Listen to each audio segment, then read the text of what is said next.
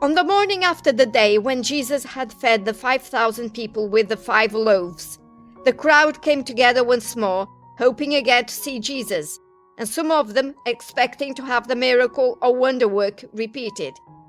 On the evening before, they had seen the 12 disciples go out upon the lake in their boat, and had noticed that Jesus did not sail with them. They thought that Jesus must still be there, and looked all around for him, not knowing that in the night he had walked upon the sea to help his disciples in the storm. Failing to find Jesus, they thought that he must have gone back to his home in Capernaum. They found some other boats upon the shore, and in these they crossed the lake to Capernaum.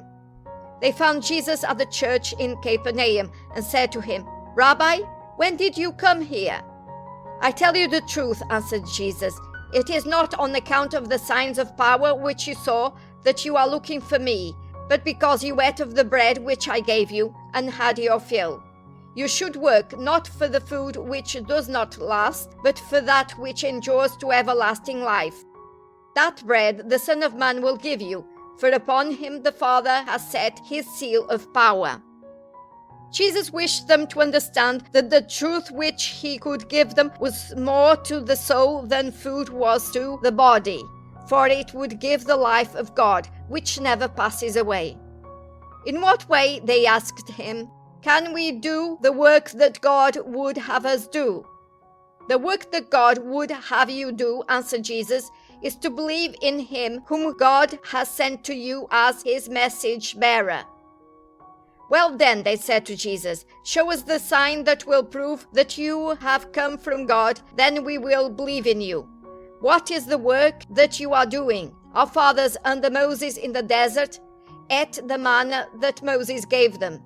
You remember that it is written, 'He gave them bread from heaven to eat.'"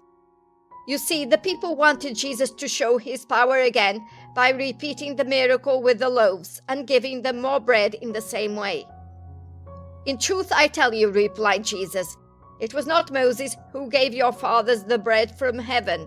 It was my Father, the Lord God. And my Father does give you now the real bread from heaven. For God's bread is that which comes down from heaven and gives life to the world." "Master," they said, "give us that bread always." "I am the life-giving bread," answered Jesus. "He who comes to me shall never be hungry, and he who believes in me shall never be thirsty. But as I told you, you have seen me, and yet you do not believe in me. All those whom the Father gives me will come to me, and no one who comes to me will I ever turn away. For I have come down from heaven, not to carry out my own will, but the will of him who sent me. And his will is this, that I should not lose even one of all those whom he has given me, but shall raise them up to life at the last great day. For it is the will of my Father that everyone who sees the Son and believes in him should have everlasting life, and I myself will raise him up at the last day." The Jews who heard Jesus began to find fault with him for saying, "I am the bread which came down from heaven." "Is not this Jesus the son of Joseph?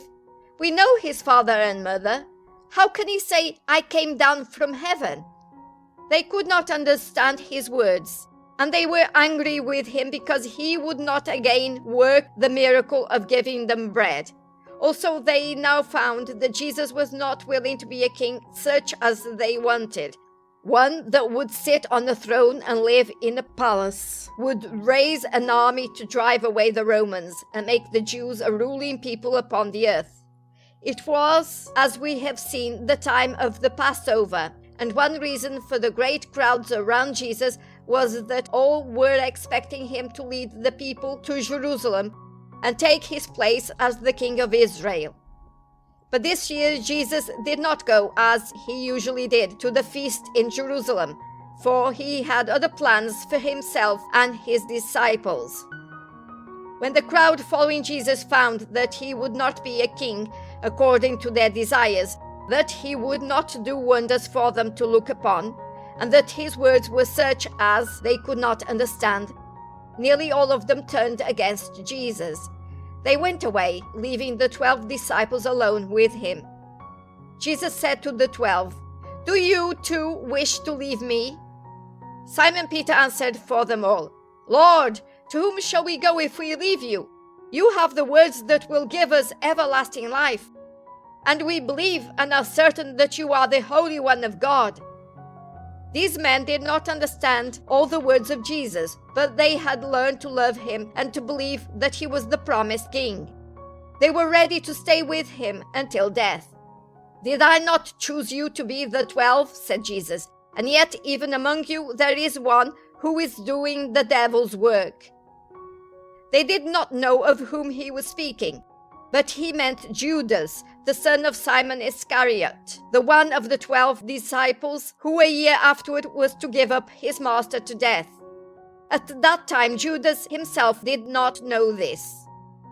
Jesus, who could read the hearts of men, saw in Judas the signs all unknown to himself that he would do this dreadful deed.